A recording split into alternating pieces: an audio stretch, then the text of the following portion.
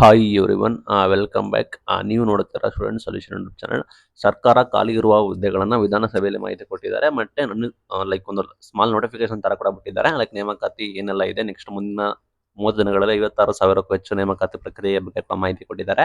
ಒಟ್ಟಾರೆ 30 ದಿನ ಅಂತ ಹೇಳ್ತಾ ಇದ್ದಾರೆ. ಈಗ ಸದ್ಯದ ಮಟ್ಟಿಗೆ ಮಾಹಿತಿ ಗೊತ್ತಾಗಿದೆ. ಇನ್ನು 27ನೇ ತಾರೀಕು ನಿಮಗೆ ಯಾವುದೇ ರೀತಿ ನೇಮಕಾತಿ ಅಧಿಸೂಚನೆ ಕೂಡ ಆಗೋದಿಲ್ಲ ಅಂತ. ಈ ವಿಡಿಯೋದಲ್ಲಿ ನಿಮಗೆ ಖಾಲಿ ಹುದ್ದೆಗಳ ಬಗ್ಗೆ ಮಾಹಿತಿಯನ್ನು ಕೊಟ್ಟಿದ್ದಾರೆ. ಡಿಸ್ಕ್ರಿಪ್ಷನ್ ಟೆಲಿಗ್ರಾಮ್ ಚಾನಲ್ ಇದೆ, ಅಲ್ಲಿ ನೀವು ಫಾಲೋ ಮಾಡಿ. ಅಲ್ಲಿ ಬೇಕಾದ್ರೆ ಈ ಅಪ್ಲೋಡ್ ಕೂಡ ಮಾಡಿರ್ತೀವಿ, ನೋಡಬಹುದು. ಶಿಕ್ಷಣ ಇಲಾಖೆ 79,000 ಇದೆ. ಇಲ್ಲಿ ABCD ಖಾಲಿ ಹುದ್ದೆಗಳನ್ನ ಡಿವೈಡ್ ಕೂಡ ಮಾಡಿದ್ದಾರೆ. ಟೋಟಲ್ ನಿಮಗೆ ಅರೌಂಡ್ 2,84,881 ಹುದ್ದೆಗಳು ಕೂಡ ಇದಾವೆ. ಸರ್ಕಾರಕ್ಕೆ ಮಾಹಿತಿಯನ್ನ ಕೇಳಿದ್ದಾರೆ, ಬಿಕಾಸ್ ಇಷ್ಟು ಖಾಲಿ ಹುದ್ದೆಗಳು ಕೂಡ ಇದಾವೆ ಅಂತ. ಈಗ ಸಾಕಷ್ಟು ಚರ್ಚೆ ಆಗಿರೋ ವಿಷಯನ ನೇಮಕಾತಿ ಕುರಿತು ನಿಮ್ಗೆ ಗೊತ್ತಿರೋಗೆ ನೇಮಕಾತಿ ನಾವು ಮಾಡ್ತೀವಿ ಅಂತಾನು ಕೂಡ ಹೇಳಿದ್ದಾರೆ.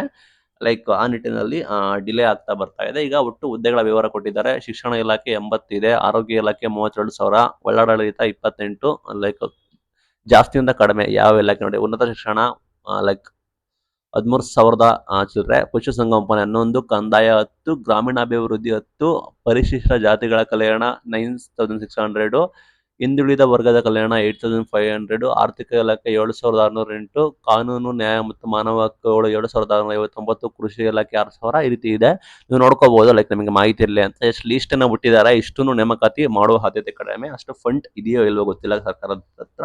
ಒಟ್ಟಾರೆ ಇದು ಚರ್ಚೆಗಾಗಿದೆ, ನೀವು ಇದನ್ನ ಗಮನಿಸಬೇಕು. ಲೈಕ್ ಒಟ್ಟಾರೆ ನೇಮಕಾತಿ ನಿಮಗೆ ಗೊತ್ತಿರೋಗೆ ಡಿಲೇ ಆಗುತ್ತೆ. ಬಟ್ ಈಗ ನೇಮಕಾತಿ ಸದ್ಯಕ್ಕೆ ಮಾಡ್ತಿರೋದು ಲೈಕ್ 56,000 ಚಿಲ್ಲರೆ ಈಗ ಏನಿದೆ ಅದು ಮಾತ್ರ ನೇಮಕಾತಿ ಕೂಡ ಮಾಡ್ತಾ ಇದ್ದಾರೆ.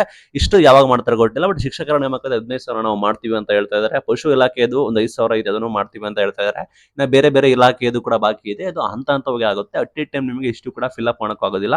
ಅಟ್ಲೀಸ್ಟ್ 1 ಲಕ್ಷ ಆದ್ರೆ ಫಿಲ್ ಅಪ್ ಮಾಡಬೇಕು ಅಂತ ಹೇಳಿ ಒಬ್ರು ಒಂದು ಕಡೆ ಕೇಳ್ತಾ ಇದ್ದಾರೆ. ಇನ್ನೊಂದು ಕಡೆ ಈ ಬರೀ ಟೆಕ್ನಾಲಜಿಗಳು ಜಾಸ್ತಿ ಅಡಾಪ್ಟ್ ಆಗ್ತದೆ. ಲೈಕ್ ಹೇಗೆ ಅಂದ್ರೆ ಮುಂಚೆ ಆದ್ರೆ ಕಾಲ್ ಸೆಂಟರ್ಗಳಲ್ಲಿ ಪ್ರತಿಯೊಬ್ಬರು ಕೂಡ ಕಾಲ್ನ ರಿಸೀವ್ ಮಾಡಿ ಆನ್ಸರ್ ಮಾಡೋತಿತ್ತು. ಈಗ ಆ ರೀತಿ ಅಲ್ಲ, ಒಂದು AI ಪವರ್ ಇದೆ. ಒಂದು AI ಲೈಕ್ ನೀವು ಮಾತಾಡಿದ್ರೆ ಆ ನಿಯರ್ ಬೈ ನಿಮ್ಗೆ ಸ್ಟೇಷನ್ ಕನೆಕ್ಟ್ ಕೂಡ ಮಾಡುತ್ತೆ.